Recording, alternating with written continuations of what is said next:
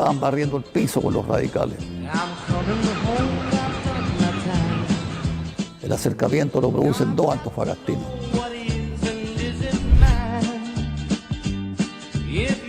La chilenización también contemplaba entregar el control de las ventas de cobre a los extranjeros en Nueva York. Esas son las cosas que no se ven.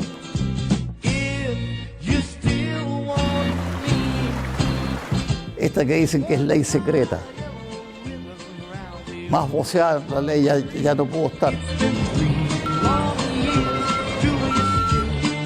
La correcta inversión de los fondos del cobre, los derechos de las regiones. Hace exactamente 100 años, Antofagasta era una ciudad que apenas pasaba de los 50.000 habitantes. Vivía del auge salitrero, mercantil, industrial y portuario. La mitad de su población venía de otras partes del mundo. Yugoslavos e italianos, árabes e ingleses, chinos y griegos, alemanes y franceses y, por cierto, españoles. En ese microcosmos social y cultural llegó al mundo hace un siglo Jonás Gómez Gallo, el primero de una saga extensa, el primero de su familia nacido en Chile. 18 años antes de nacer Jonás, la historia directa de los Gómez anclaba en Chile desde Ocenilla, Soria, Castilla la Vieja. Y donde don Jonás se sentía tremendamente identificado con España. Era un castellano por los 16 costados, un gran admirador de hazaña, un gran admirador de su tierra, donde por algún momento, en alguna parte de la historia, el mío Cid Campeador estuvo por ahí rondando. Era un hombre además, te diría, tremendamente culto, un gran lector, un personaje admirable, que a mí me hubiera gustado que las generaciones mías y las que me han seguido lo hubieran conocido en mayor profundidad.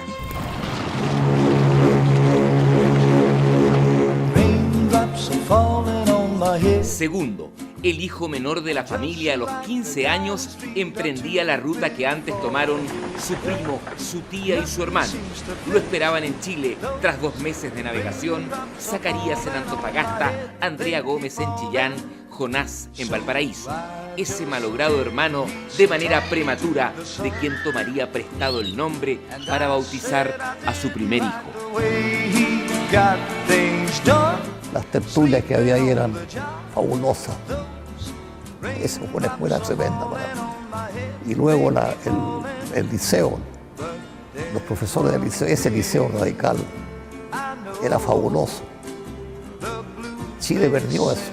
No sé qué pasó en Chile, pero hemos decaído. Emancipado de la tutela de su primo Zacarías, segundo a los 22 años adquirió el local comercial La Ciudad de Londres, una de las 5 tiendas de Antofagasta. Precisamente detrás de ese mostrador estaba cuando entró a comprar doña Catalina Garrone, con su hija Magdalena Gallo, 15 años menor que él. La historia quedó sellada. En medio del noviazgo, su hermano Jonás murió atropellado en Valparaíso, donde tenía una sastrería. Segundo, quería su propia licencia, su propio sello.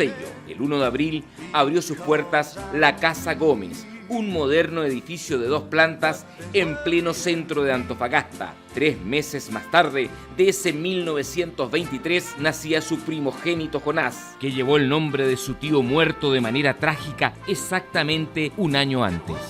Y yo diría que Jonás fue, la verdad, un hombre muy protector de su familia. Yo los recuerdos que tengo de él y de los Gómez Gallo en Antofagasta, era una familia muy unida. Se protegían unos con otros, todos. Era maravilloso en realidad, una familia muy, muy buena. Matriculado en el colegio inglés, la casa de Jonás y la tienda eran visitadas por la gran intelectualidad de la época. Eso estimuló su beta humanista, sus ramos predilectos, filosofía, castellano e historia, que en el liceo combinaba con el ajedrez, el básquetbol, el tenis y el ciclismo. En una oportunidad su padre lo tomó de la mano y lo llevó frente a la catedral, no me recuerdo bien, Iquique o Antofagasta, pero no importa. Y le mostró un letrero que había, digamos, en la entrada de la catedral que decía: no se admiten perros ni masones. Él tenía que ser masón, digamos, porque era una inaceptable discriminación. que él era masón y él le molestaba muchísimo esto que algunos políticos se llenaran la boca con el cristianismo, pero que no fueran capaces de llevar esa doctrina cristiana realmente a la realidad. Él encontraba que había un doble estándar. No le gustaba ese mundo católico falso, a este catolicismo de vitrina. La Guerra Civil Española mantuvo a los Gómez del lado republicano. Hasta el día de hoy cuelga en su oficina el retrato de Manuel Azaña, ese gobernante laico que se enfrentó a las fuerzas conservadoras de la Iglesia y el Ejército, el que legalizó el matrimonio civil y el divorcio, el que llevó adelante una reforma agraria y le dio autonomía a Cataluña. A Jonás lo sucedieron 7 hermanos: Prudencio, Catalina, Inés, Magdalena Paz, Segundo y Antonio. El vínculo con su padre, por ser el mayor, era muy estrecho y lo acompañaba a jugar bochas con sus amigos a la colonia italiana o al centro español. Un edificio que en el corazón de Antofagasta honra la memoria de los Gómez. En primer lugar, el señor Zacarías Gómez es el fundador del Centro Español de Antofagasta en el año 1909. Su familia aquí ha sido muy importante, tiene muchas cosas que son de ellos. Ellos se han preocupado siempre de solucionar el problema inmobiliario para la gente más necesitada. Don Jonás venía a los almuerzos, cuando estaba en Antofagasta, él nunca faltó venir a los almuerzos de acá. Ellos empezaron a llegar en el año 1895. Yo tengo todos los libros de esa edad, de ese tiempo. La ciudad está llena de recuerdos de la familia, como el monumento que le legaron en Plaza Colón a la Hispanidad, 10 años antes de que Jonás llegara al mundo, en unión fraternal de Chile y España, con 2 mujeres flanqueadas por el león de Castilla y el cóndor de los Andes. Si su padre había admirado y apoyado sin recelos a Arturo Alessandri Palma, el león de Tarapacá, Jonás en su adolescencia se deslumbra por la figura de Pedro Aguirre Cerda, el presidente rádico que bajo el lema de gobernar es educar, construyó más escuelas que en todos los años anteriores de Chile como patria independiente. El terremoto devastador de 1939 le permitiría crear la Corfo y con ella fundar las bases del desarrollo económico del país. Pero así como don Pedro murió en medio de su mandato, su padre también partió antes de tiempo.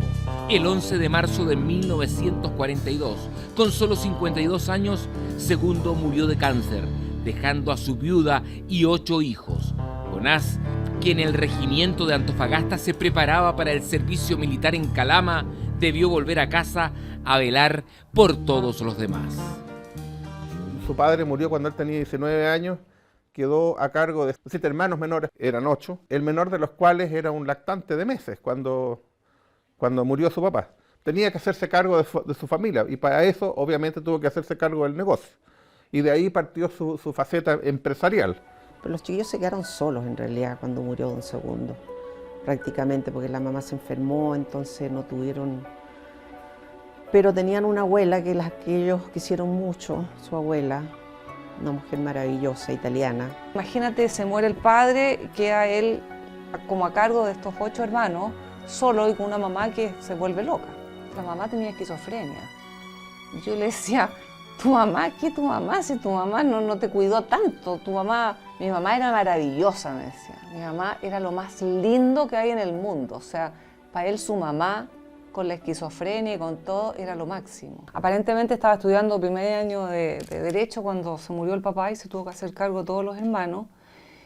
Y ¿cómo se llama? Y no siguió su carrera. Yo tenía meses cuando falleció mi padre y mi hermano mayor, Jonás, hizo las veces de padre y hermano mayor, ¿ya? Y las hizo muy bien, ¿ya? Hasta el día de hoy yo estoy muy agradecido de todo lo que hizo por nosotros. Me sacaba, me llevaba a la plaza, a la avenida Brasil a pasear en Antofagasta. Me compraba un paquetito de pastillas rico. Pero cada vez que íbamos a la avenida se encontraba con sus amigas, ¿ya? Y parece que era buen mozo o tenía llegada porque eran varias. Y el paquete de pastillas se desaparecía rápidamente porque obviamente había que ser generoso con las damas. Muy, muy simpático, muy agradable y nos quería mucho a nosotros, a las hermanas Crey. Cuando nos veía dejaba de mirar a todo el mundo y se sentaba con nosotros, era muy amoroso y a todas nos gustaba.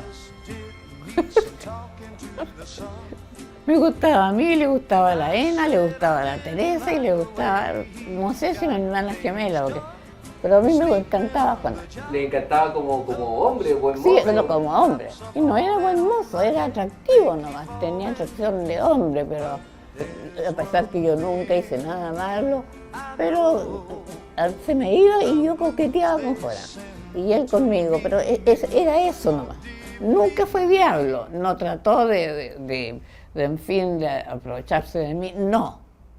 No, yo traté de aprovecharme de él, pero él no de mí. Los problemas de Antofagasta se agudizaron a partir de 1946, cuando la ciudad quedó sin agua. Luego, el racionamiento eléctrico dejó en penumbras a la Perla del Norte. Más tarde, escaseó la leche, la harina y muchísimos productos del diario vivir. Comenzó la cruzada antofagastina, la de los cabildos abiertos, la del emplazamiento al gobierno central, la de las marchas y protestas, la del descubrimiento de la vocación pública de Jonás. Tenía 24 años y su grito bajaba por los faldeos polvorientos de las poblaciones descuidadas por la incuria centralista, por los sures ociosos que poco aportaban a la riqueza nacional en sus palabras. Los radicales querían tenerlo en sus filas y él, sin firmar registros, ya pensaba como un radical. A los 25 años fichó como laico libertario y progresista, el mismo año que otro presidente radical proscribía a los comunistas y los relegaba a Pisagua. Jonás no estuvo de acuerdo con Gabriel González Videla. Los comunistas habían sido desleales, pero no se les podía pagar con la misma moneda, excluyéndolos de la vida política de Chile. Políticamente hablando, don Jonás fue un humanista. Don Jonás estaba en contra del Partido Comunista, pero estaba a favor de la existencia del Partido Comunista en un sistema democrático. Por lo tanto, él votó en contra de la Ley de Defensa de la Democracia. En mayo de 1949 decidió casarse con Teresa Pacheco Granada, a quien había conocido 3 años antes.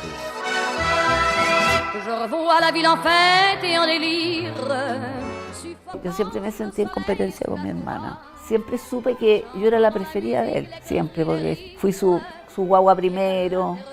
Era una guagua, según dicen, muy linda. Después me vino esta cuestión de la polio, pero igual siempre estuvo al lado mío, me llevaba a las mejores clínicas, viajaba con él. Nunca sentí que yo tenía algo distinto a las otras personas, digamos.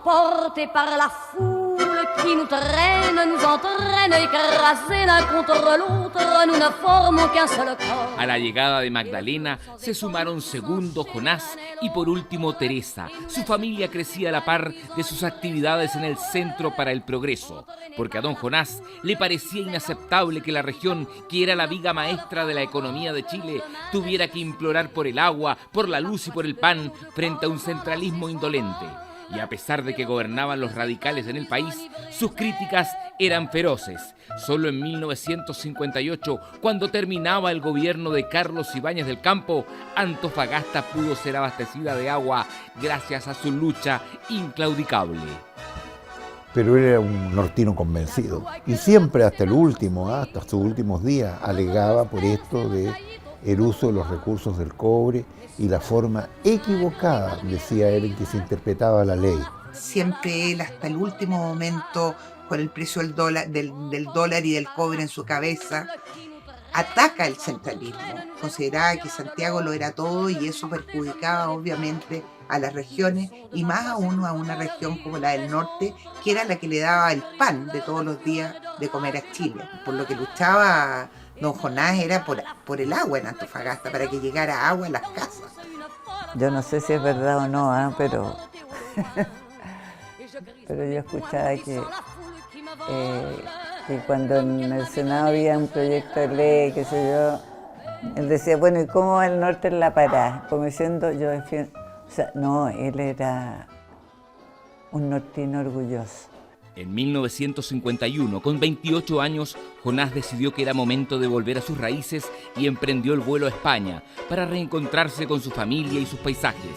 Un tiempo antes, había logrado que se promulgara una ley que daba un 15% de las utilidades y los excedentes fiscales del cobre para las regiones donde se producía el metal. Los nortinos no queremos ser ciudadanos de segunda clase, había gritado, al tiempo que unificaba las demandas del norte chileno en un frente común. En 1956 aceptó una candidatura a diputado que ya 4 años antes la gente de Antofagasta había promovido. Jonás era un luchador infatigable que no necesitaba de la política para vivir. No basta la inteligencia, la honestidad y la buena oratoria. Hay que ser Quijote y prudente, tener ciencia y artesanía, la emoción del bien público regida con lucidez. En definitiva, nos decía Jonás, la política no debe ser entendida como una profesión, sino como una vocación de vida. Esa era su pasión. Él prefería la política ante todo. Y los negocios era algo para lo cual él tenía mucho talento, pero su pasión era la política. Le gustaba mucho la política, parece que en el ámbito de la política era muy feliz. Igual siempre estaba viendo lo que estaba pasando en el país, igual como que siempre estaba interesado en eso. No sé, yo encontraba como muy natural, como que obviaba eso. Si estaba en los diarios, estaba en los diarios. Yo salía a la calle como que no era variante. Los sindicatos del puerto, del hospital, de los ferrocarriles, los comerciantes, nadie se restó a su campaña en una época en que los comandos trabajaban gratis y no se contrataba a propagandistas mercenarios. Yo nací rodeada de esa gente. Él siempre me contaba que la primera visita que yo tuve cuando nací fue Volodya Teitelbaum, que me fue a ver a la clínica central. Por supuesto no me acuerdo, pero eso es lo que él siempre decía. Con un mensaje franco y directo, siempre improvisando, Jonás recorrió cada rincón de Antofagasta y Tocopilla, El Loa y Taltal. En medio de la campaña en San Pedro de Atacama, conoció al que sería uno de sus grandes amigos y también uno de los más destacados arqueólogos que ha tenido el país, el jesuita belga padre Gustavo Lepage. El religioso contó con la ayuda inmediata de Jonás Gómez para fundar un museo, obra que él repetiría más adelante en su vida, porque a su vocación política sumaba inquietudes intelectuales que lo llevaron a relacionarse con poetas y escritores. Y así como Zacarías se había hecho amigo de Gabriela Mistral, Jonás compartiría tertulias con Pablo Neruda. Bueno, mi papá a los 33 años fue diputado, el diputado más joven que hubo en ese entonces. Habían 37 radicales y él a los 38 años fue senador. También uno de los senadores más jóvenes. Y en 1969 él pierde la elección y se retira del Congreso, aún sacando 10.000 votos, que era más de lo que sacó el que ganó, que sacó 7.000 votos y era demócrata cristiano. Yo creo que él, alguna vez le escuché, no creía en la lucha de clases. Él creía que todas las personas podían siempre superarse, como lo había hecho él, ¿no es cierto? Que incluso no había estudiado para poder trabajar, ayudar a su padre y al resto de la familia. Las elecciones de 1958 tuvieron en el radicalismo el afán de volver a la moneda después de los 6 años de Carlos Ibáñez del Campo, que con su escoba había prometido barrer con los radicales. Pero en 1957 de la Falange Nacional había surgido la Democracia Cristiana, que ahora le disputaba electorado del centro político y la clase media. Don Jonás apoyó entusiasta a su correligionario Luis Bozay Leiva. Finalmente llegó cuarto, detrás de Allende, Frei y Alessandri, que resultó electo. Jonás fue crítico a la participación de los radicales en el gobierno de Jorge Alessandri, pero no titubeaba en defenderlo cuando las asambleas se salían de madre contra el presidente. Era un mínimo de lealtad y respeto a la primera magistratura. Al fin de ese gobierno, su partido propuso a Julio Durán Neumann, y la falsa acusación de que Jonás se había desentendido de ese candidato para apoyar a Allende en 1964 lo llevó a trenzarse a golpes con su correligionario Federico Bacher-Weibel, autor de esa injuria. La foto del izquierdazo en la mandíbula del diputado dio la vuelta al mundo, fue portada de los diarios chilenos y aunque el agredido pidió que lo expulsaran del Partido Radical, todo quedó en nada. No lo sé, yo esa foto también me sorprendió mucho cuando la vi en el libro, porque él nunca me contó ese altercado, ¿no? Pero él era un hombre pasivo, pero tenía sus momentos también de agresividad. ¿no? Hasta sus últimos días. Él tenía un carácter muy fuerte. Con una oratoria admirable que mezclaba lo periodístico con lo poético, Jonás siguió luchando por el norte, aunque sus ímpetus lo llevaran a ser pasado al Tribunal Supremo de su partido, dueño de una pluma envidiable y de discursos que marcaron época.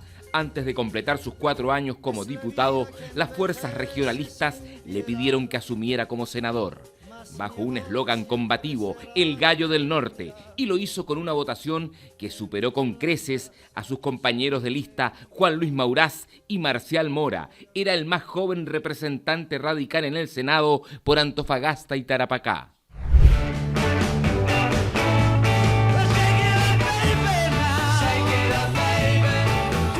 En 1965, a 2 años del asesinato de John Kennedy en Dallas, su hermano Robert, ex fiscal general de Estados Unidos y senador por Nueva York, llegó a Chile en una polémica visita a un país cada día más polarizado y con muchos detractores de izquierda a la guerra de Vietnam. Bob Kennedy y su esposa Ethel permanecieron 5 días en el país. Fue abucheado en su visita a las minas de Lota. Jonás fue su anfitrión en el Congreso Nacional, allende su gran inquisidor. Aunque al senador radical tampoco le gustaban y lo convencían los hermanos Kennedy con su política para América Latina. Y me sorprendió mucho porque este fue un discurso que él hizo, me parece a mí, en una convención del Partido Radical. Y mencionó el tema de la Alianza para el Progreso. Y lo dijo de una manera que a mí me dejó muy sorprendido.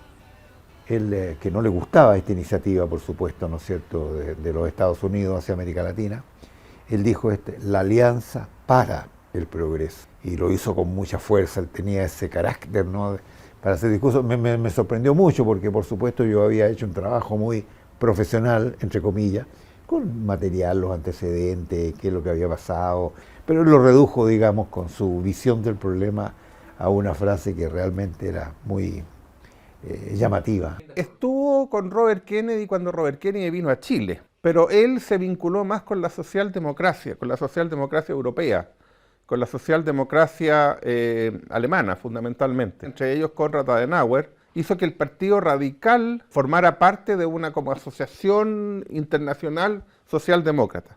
Eso lo consiguió él. 2 años y medio más tarde de su visita a Chile, el senador Kennedy corría la misma suerte de su hermano y era asesinado en un hotel de Los Ángeles, California. Él era un demócrata en el sentido más profundo de la palabra. Por supuesto que era muy crítico de la gestión del presidente Frei Montalva.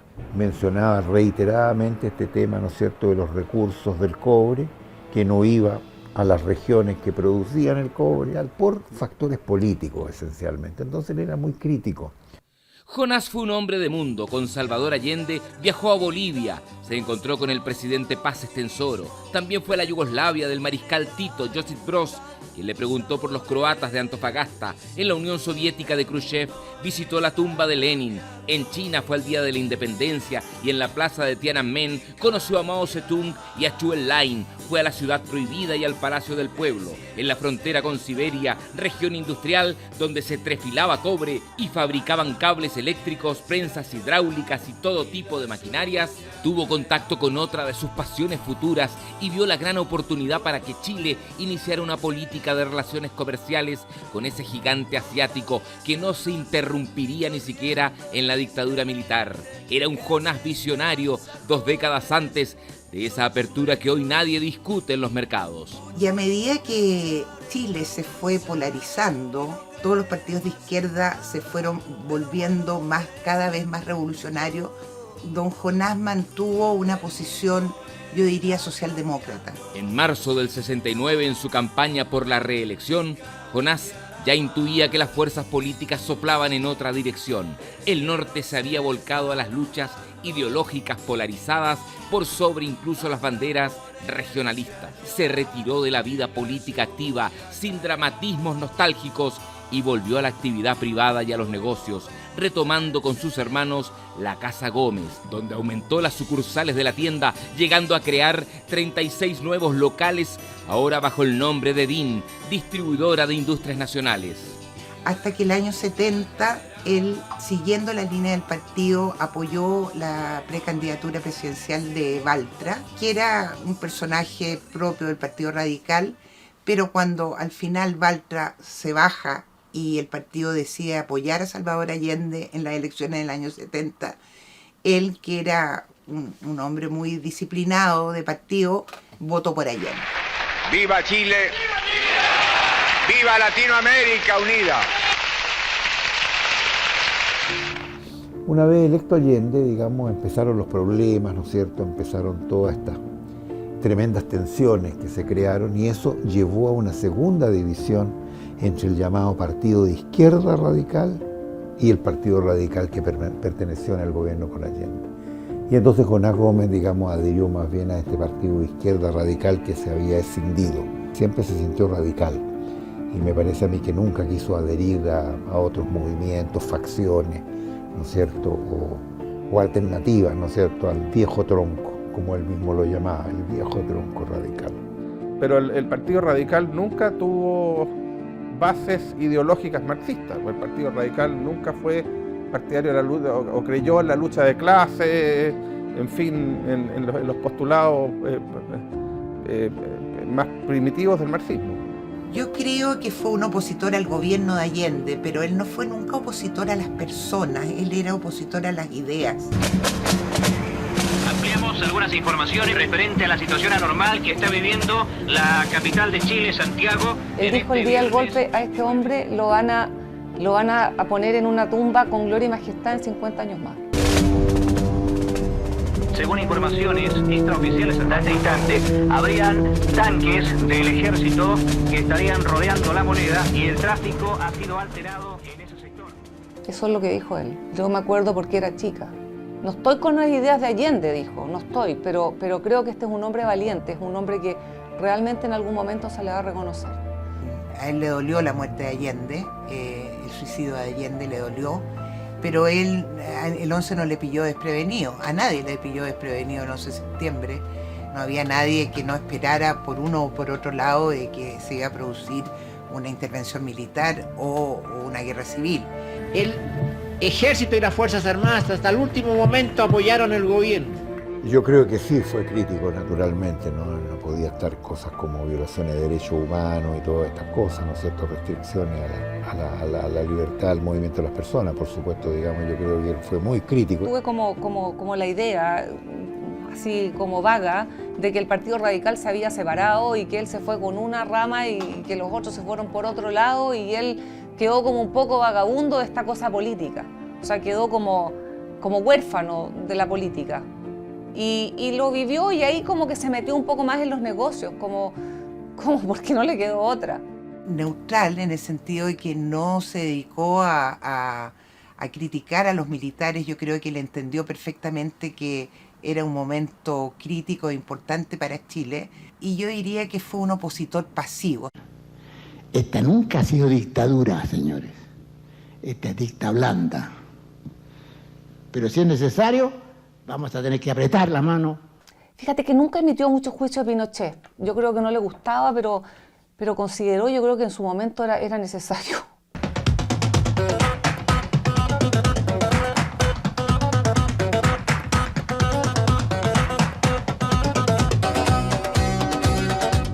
Cuando en 1975 la Corfo comenzó a vender acciones de los bancos estatizados durante la Unidad Popular, los Gómez compraron un paquete importante del banco israelita.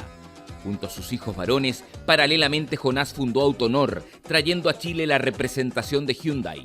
Por esa vía y a través de las zonas francas de los extremos de Chile llegaron los popularísimos ponis, que se convirtieron en decenas de miles de taxis, y los Daihatsu, que por su cilindrada menor eran más baratos y asequibles a la clase media. Y fuimos los pioneros y yo creo que vendíamos alrededor de 1000 autos al mes, se vendían en ese tiempo. Y anteriormente a los ponis íbamos traído esos furgones chinos que eran los Sanfu, que se vendieron, digamos, en menor proporción porque los chinos todavía no demostraban, digamos, lo bueno que podrían salir. Porque hasta el día de hoy la gente tiene desconfianza de los chinos, pero nosotros confiamos en ese tiempo en los chinos. Lada tiene poder y es versátil.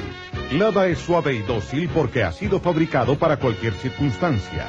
Por estas razones... Empecé yo como junior a hacer trámite bancario en ese tiempo estaba terminando el auge automotriz. Había pasado un poco, ya quedaban vehículos como los Sanfu, que eran furgones, parecidos a los Subaru 600. En ese tiempo trajeron unos automóviles que eran rusos, el Lada Niva, que era un jeep cuadradito que servía mucho para la zona sur de nuestro país. Me tocó cambiarlos de propiedad cuando estaban en Providencia, aquí en República de Cuba, a Luis Pasteur, con un grupo de jóvenes que trabajamos con él y los vehículos propios de la empresa. Entonces, y manejándole, él siempre me decía, ándate por aquí, ándate por aquí. No, don Jonás, no se puede. Yo le decía, no se puede porque hay un disco no viral, nos pueden pasar un par, no importa, no importa. ¿No?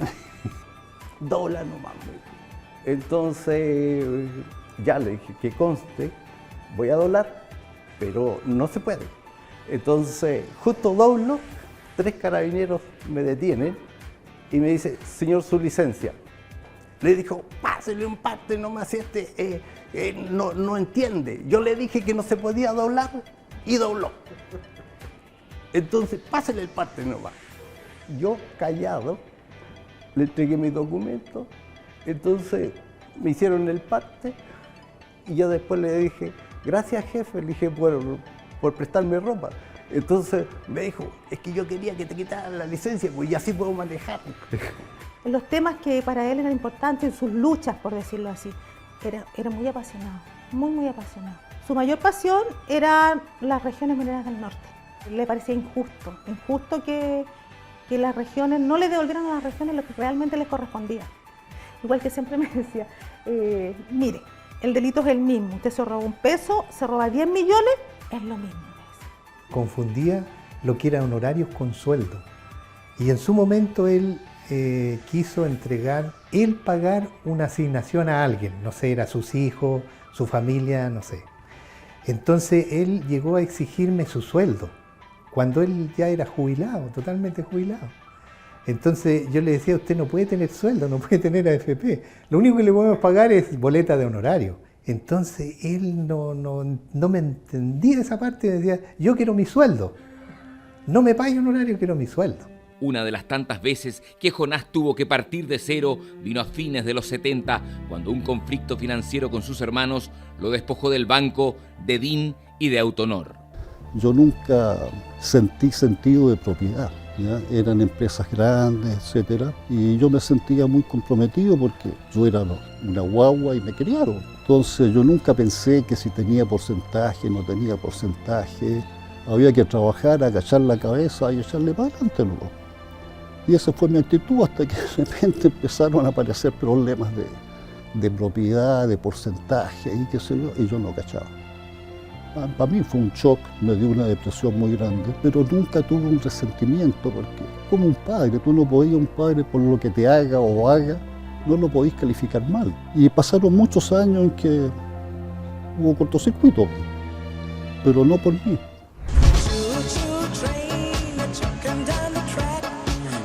En 1982 se licitó parte de Enami y una planta de concentrado de cobre en tierra amarilla llamó su atención y despertó su instinto comercial. Don Jonás se encontraba con Coemin, una compañía chileno-rumana tal cual, en pleno gobierno militar. Seguía operativa con capitales mixtos de nacionales y rumanos, la patria de Ceausescu, el más ortodoxo y brutal de los regímenes comunistas de la cortina de hierro. El 73 se mantuvieron porque ellos fueron muy al margen de toda la parte política de Chile, o sea, los rumanos nunca se metieron en nada acá, así que ellos, bueno, fueron investigados, fueron revisados y le dieron la libertad para trabajar. O sea, no tuvieron mayores problemas en ese tiempo con el gobierno militar. Todo lo que había recibido tras la disolución de la sociedad con sus hermanos lo invirtió en comprar el 51% de la planta. Mi padre murió a los 24 años por silicosis, por la tierra. Mi abuelita le hacía el almuerzo a los mineros y yo se lo trasladaba desde la casa a la mina. Bueno, yo estudié en la escuela agustina que se llamaba... ¿Y qué tiene que ver esa escuela con Jonás? Él hizo la escuela, él la creó. Creó la escuela para los hijos de los trabajadores de los mineros. Y ahí estudiamos, habíamos 26 nuevos. Entre los proveedores, la mina Agustina, a la sazón, la más antigua de la zona, pasó a su control. 4 años más tarde nacía Mina Carola, cuando don Jonás se hizo cargo del proyecto minero. Extraía 7.000 toneladas del mineral a través de un pique vertical con ascensores de madera, túneles estrechos y pequeños carros. ¿Cuál es la realidad de la mina 35 años después? Hoy, como dijo mi colega, la mina está produciendo 240.000 toneladas de mineral de cobre, lo que significa un salto estratosférico desde nuestros inicios como profesionales en esta mina a lo que hoy se ha convertido. Son 1.500 empleos directos. Multiplícalo por 3 y vamos a tener cerca de 4.500, 5.000 personas que dependen directamente de la faena productiva Mina Carola. Un accidente como el de la mina San José en la misma región, con los 33 mineros atrapados, es aquí prácticamente imposible, dicen los operarios de Mina Carola. Nuestra mina se caracteriza por una calidad de roca estupenda. No hemos tenido accidentes mayores desde hace mucho tiempo. El cubículo que ven acá es un refugio minero con una capacidad de 20 personas, el cual está ubicado en un lugar donde está especialmente fortificado, acuñado y en un sector con roca competente. Al momento de abrir la primera escotilla nos encontramos con una precámara la cual nos da el acceso al refugio. 48 horas en las cuales pueden permanecer acá adentro de forma segura, donde cuentan con autonomía tanto de oxígeno, si pueden ver los cilindros de ese sector. Primeros auxilios, lo que puede ser un botiquín y una tabla espinal con todo lo que tiene que componer. Una unidad purificadora de aire, la cual a nosotros nos sirve para tanto absorber humedad, absorber CO2 y monóxido. Aire acondicionado, sistema iluminario manual o automático, radio base y transmisión. ¿Cuántas como esta cápsula? Actualmente en Carola hay 13 refugios. O sea que hay una capacidad como para 180 trabajadores. Aproximado.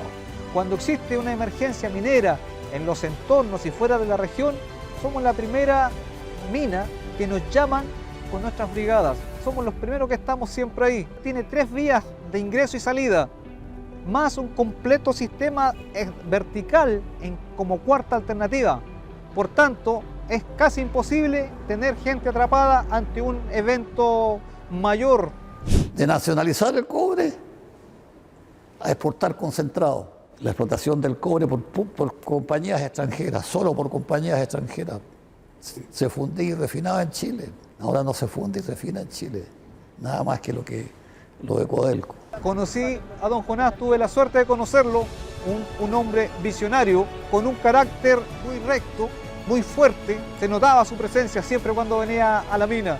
Y de hecho, le gustaba siempre entrar a la mina. De alguna manera, el espíritu regionalista que él tenía, y la gran mayoría del personal nuestro, tanto en Carola como en la planta Coemín, es de Tierra Amarilla y Copiapó. Con su voz ronca, de alguna manera, era muchas veces intimidado un poco, pero conociéndolo uno veía que era una persona muy cordial.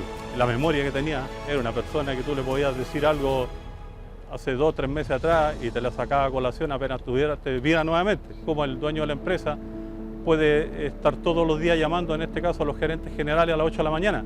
¿Ya? Obviamente se echa de menos la forma, digamos, como él lideraba la empresa. Nos encontramos a mi espalda con el final de Mina Carola. Es decir, nos encontramos 50 metros bajos el nivel del mar en este momento. Recordando que partimos el recorrido en la cota 530. Hemos descendido alrededor de 600 metros en la vertical, lo que nos hace estar en el punto más profundo de la mina, teniendo en nuestras cabezas una carga listostática de más de 1000 metros de roca. El grupo minero hoy en día en su interior tiene desarrollado 197 kilómetros de la hora, lo que hacen equivalente esta cantidad a lo que hoy en día son las distintas líneas del metro de Santiago, lo que nos hacen producir anualmente 100.000 toneladas de concentrado. Una cifra que los posiciona como el principal abastecedor de la fundición ENAMI de Paipote. En los últimos 40 años, más de 10.000 personas han pasado por las distintas áreas del grupo minero Carola Coemín. El ritmo de producción les ha permitido estar en el tercer cuartil de los costos de la industria operacional. $200.000 diarios gasta la compañía para explotar y generar su producción. Y $2.000 cuesta el metro de avance de los 200 kilómetros que ya le han ganado a la montaña. Estos camiones tienen una vida útil que va entre las 25.000 y las 35.000 horas de motor. Este camión tiene un valor de 1,5 millones de dólares. Cada uno de los camiones contiene 65 toneladas de minerales, 1.300 libras de cobre, 1 onza troy de oro y 3,5 onza troy de plata. Considerando que esta cadena tiene un peso de 60 gramos, son necesarios 2 de nuestros camiones para poder generar esta cadena. El vínculo de Jonás Gómez con su tierra natal se mantenía inalterable. En el centro de la ciudad levantó el edificio más alto de su tiempo que llevaría el nombre de su padre. Visitar naturalmente el edificio, cómo iban los avances, la obra y la estructura como está. Y tal como contaba, de repente si veía que, no sé, pues la cerámica no se veía bien y decía no me gusta esto y hay que sacar prácticamente todo y hacerla de nuevo nomás, como él quería. A mí se me ocurre más o menos que participaron, yo creo, unas 300 personas, yo calculo, de operarios, entre operarios, ingenieros, arquitectos y todo lo demás. Es por la rotación que existe en la construcción, que es bastante alta. En ese edificio de 22 pisos y que tardó 4 años en levantarse, Jonás dispuso una oficina para la creación literaria. Esos vínculos históricos de la familia con Gabriela Mistral, Pablo Neruda y Andrés Sabela en los 90 continuarían con el escritor pampino, su amigo Hernán Rivera Letelier, nuestro último Premio Nacional de Literatura, a quien no solo apoyó en sus frustradas incursiones políticas. Incluso tuvo la generosidad de prestarme una oficina en donde esconderme yo a escribir, porque en aquel tiempo no podía escribir en mi casa porque había mucha gente, no podía escribir acá porque también había mucha bulla. Entonces me prestó una oficina. En esta oficina yo escribí como 3 libros. ¿Y tú escribías ahí? ¿No hacías nada más? Escribía. No era un nido de amor. A veces pasaban cosas.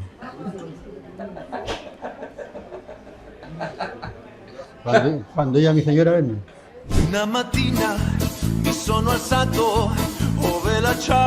Era muy cariñoso, como muy toquetón, de besuqueo, nos tenía sobrenombre a todos, ¿cachai? Como... ¿Cómo te decía a ti? Gitana.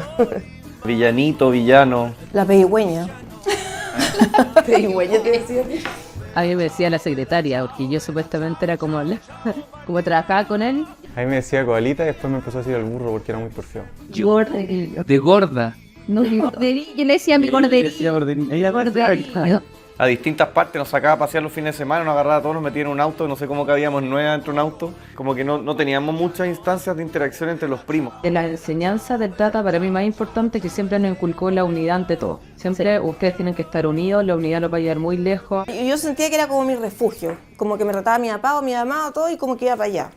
Era el cumpleaños 1 y hasta el último año de su vida, primer llamado era el Tata. Cuando nadie había cachado que uno estaba mal, él cachaba y te llamaba y empezaba a hacer cosas como para tratar de animarte. La relación que tenía él con la plata, porque como que no le importaba la plata, a pesar de que trabajó toda su vida por tener plata, y como que la forma en que se gastaba la plata era a través de nosotros. Salía un juguete nuevo o un Nintendo nuevo, se lo pedía a él, y él a través de nosotros lo pasaba bien. Se nota que él disfrutaba realmente gastarse así la plata, como no en él, sino que en los demás. Mi abuelo no conoció a su abuelo, bueno, algo bastante común en esa época. Tal vez por eso se dedicó a ser el mejor abuelo del mundo, con nosotros era espectacular. El ser abuelo te da la oportunidad de ser padre por segunda vez. O sea, el Tata gozó con nosotros. Fue muy permisivo, consentidor, de menos regla, mucho más relajado y de ningún castigo y de muchos regalos. Yo perdí a mi papá antes que mi abuelo, de manera que él durante muchos años fue la figura paterna para nosotros. Me alegro de haberlo tenido tantos años a mi lado, aunque nunca fue suficiente. Me alegro que 2 de mis 3 hijos lo hayan conocido. Que el Tata era súper chacotero. Le gustaba mucho reírse, le gustaba molestarnos, como... Sí, agarrar paleseo a la gente, era bueno para el tandeo, picaba rápido. O sea, si tú le tiras una talla, te respondía rápido también, le gustaba esa cuestión. Con todo siempre, hacía todo por ser mujer, por estudiar licenciatura de filosofía, porque las mujeres no podían estudiar esa cuestión. Por todo, por ¿no? Por ser mujer de nuevo, sí, por ser mujer. Por ser mujer no entiendo. Era machista, total. Machista, pero así. Los hombres estaban en este nivel y las mujeres en este. Pero al mismo tiempo nos expresaba un cariño incondicional y cuando no estaban los hombres, ustedes cabras son lo mejor. Y nunca nos quitó el valor tampoco, siempre éramos iguales. Yo en un minuto fui muy sensible al bullying, a que me molestaran, pero las cosas que me decía el Tata no me afectaban, eran como que me lograba hacerme reír de mí mismo, como dice la Tata. Toda mi vida, desde niño, tenía este miedo que se muriera el Tata. Yo también, teatro, era como que siempre... Y cuando se murió, que ya éramos todos adultos, fue como para mí como dejar de ser niño, finalmente. Me hubiera encantado que hubiera vivido hasta los 120, pero ya que había vivido hasta los 95. Claro. Yo creo que él sabía que se iba a morir ese día, o sea, lo tenía clarísimo. Él siempre cuando me veía me daba un billete de 20 lucas, era como una especie como de rito que tenía. Los últimos como 2 años siempre guardé el billete de 20 lucas que él me daba, porque podía ser el último, entonces lo guardaba y no me lo gastaba. Y cuando me daba otro me gastaba el que me había dado antes, iba teniendo como una especie como de... Entonces yo siempre temí que el día que se muriera, que la última vez que lo viera no me lo diera por lo mal que estaba. Entonces entré a verlo y estaba ahogado, así, no podía ni hablar de lo ahogado que estaba, y con esta como sonrisa así como una persona que está como viviendo su muerte de una manera muy digna. Es que en verdad, de verdad que como que para mí el Tata era como un papá, así en el fondo tenía una relación súper cercana. I know you're weary, I know your plans don't include me. Still here we are. La única persona como que siempre me ayudaba con mi mamá era el Tata. A pesar de todos los problemas que mi mamá tuvo con mi papá, que se llevaron pésimos, el Tata siempre como que me ayudó porque entendía que era un problema que me afectaba directamente a mí.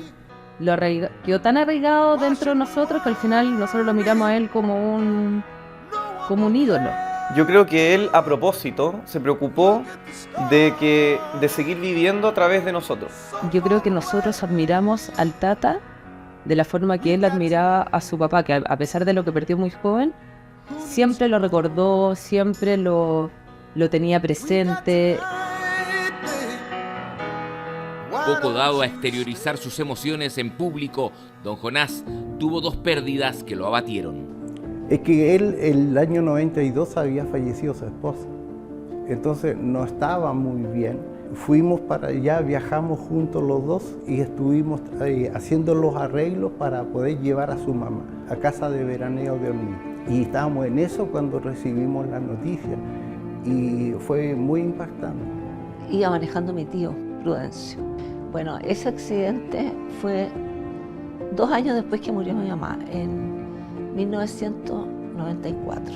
Mi abuela iba de Santiago a Santo Domingo, o sea, iba con uno de los hermanos de mi papá. Estaban trabajando en un camino. Había una sola vía, digamos, y al parecer, por lo que cuentan, pusieron verde en los 2 lados. Entonces ellos chocaron con un camión de no sé cuántas toneladas. Murieron todos. Murió mi tío, murió mi abuelo y murió una persona que trabajaba con mi abuela también. No, lloró todo el camino desde Hornito hasta el aeropuerto. Fue muy terrible para él, perder a su esposa y también a su mamá. Fue muy buen marido con ella, encuentro, porque cuando se fueron a Houston, incluso, imagínate, él nunca se metía a la cocina para nada. Y ahí le preparaba la sopita a la Teresa, la atendía, le decía de repente mi Macarena, porque la Teresa además era una mujer que adoraba a su marido, ¿eh? Ella, olvídate, era una cuestión que yo pocas veces lo he visto. Decía, a Jonás no hay que juzgarlo, ni hay que amarlo nomás, decía siempre. Exteriorizaba muy poco la parte emocional, o sea, obviamente que tiene que haber quedado abatido por ambas pérdidas, pero poco lo demostró. 2 días o 3 días después de ambas muertes estaba trabajando de nuevo, o sea, no era una persona como para tener un largo periodo de abatimiento y como qué sé yo, algo así. Yo siempre peleaba con él y le decía, mira, yo tengo un mejor papá que el tuyo, le decía. Mi papá es mejor que tu papá. Entonces él me decía, no, imposible. Mi papá es mejor que el tuyo, me decía. Yo le decía, lo que sí yo te gané fueron en los hijos, le decía. Mis hijos son mejores que los tuyos. Y él me decía, sí, en realidad ahí me ganaste. En los hijos me ganaste. Conservó la lucidez mental hasta su último suspiro. Y estaba muy decepcionado de su hijo que lleva su mismo nombre. Y estaría feliz, si estuviera vivo estaría feliz. ¿Por qué? Porque estarían todos sus hijos, estarían todos sus nietos, que son 9. estarían todos sus bisnietos, que son 19, y realmente mi papá gozaba con todo lo que era la familia. Siempre lo tuve al lado, o sea, fue una gran pérdida en el fondo, o sea, se fue alguien quizás muy cercano a mí. O sea. Y casi todos los meses sueño con él, lo veo. Sí, me cayeron las lágrimas porque fueron muchos años que estuvimos con él. Le habría gustado aprender a tocar el piano, le encantaba, pero bueno, nunca lo hizo. Fundamental no solo para su familia y para sus amigos, sino para la historia de Chile. Me gustaría que fuera mucho más conocido de lo que es, porque realmente fue un hombre excepcional. A mí me daba mucha confianza cuando él estaba vivo, o sea, yo me sentía muy apoyada por él. Y una lata, pues, pero es así. Yo lo extraño, por lo menos. Siento que hacen falta más Jonás Gómez en nuestro país. Tenía razón mi padre, aquí encontró un pueblo tan parecido al suyo. Este español que se sentía profundamente chileno y que me enseñó a querer a Chile y que me enseñó lo que es el norte de Chile y lo que es el regionalismo.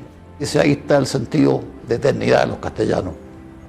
Los conquistadores hacen América con sentido de eternidad, que encontró aquí un pueblo tan parecido al nuestro. Sentí un remesón demasiado grande y me sentí muy orgulloso de ser chileno, porque nos parecemos mucho a aquellos que nos engendraron, que son los castellanos, los españoles. Señoras, señores, las grandes emociones, los sentimientos profundos no pueden expresarse en palabras. Siento que me habéis llegado al alma.